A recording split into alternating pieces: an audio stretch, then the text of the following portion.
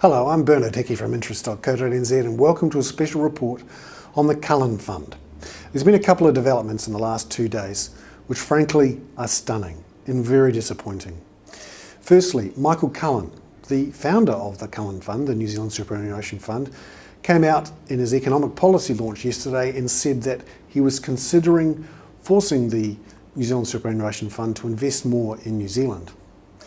As if to confirm this, the next day, today, John Key has come out and said that a National Party government would force the New Zealand Superannuation Fund to invest 40% of its assets in New Zealand.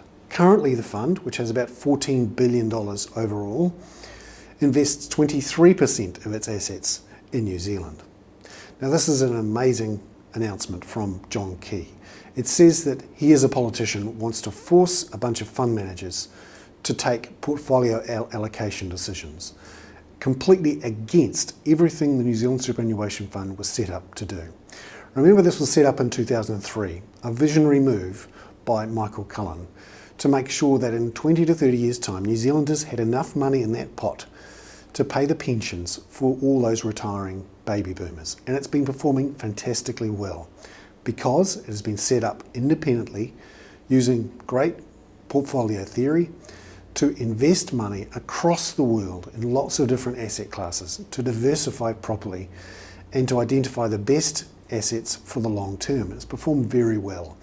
Over the last 4 to 5 years, this has significantly outperformed New Zealand government bonds, the safest form of investment, and also outperformed passive indices. So if they didn't have fund managers, they just plonked it onto index funds, it has outperformed those as well, because it has professional fund managers who are allowed to get on and do the business. What John Key is proposing here is a Japanese-style bridges to nowhere investment policy. Can you imagine what would happen if Winston Peters, for example, as a Minister of Finance, got his hands on that $14 billion of taxpayer-funded superannuation funds? It would be a disaster. This is exactly the sort of thing that politicians should not be allowed to get their hands on. And it's extremely disappointing to see John Key, and to a lesser extent Michael Cullen, try to influence where this money is going. A bad piece of news for New Zealand's savings climate. I'm Bernard Hickey with a special report, or maybe that was a special rant, on the New Zealand Superannuation Fund.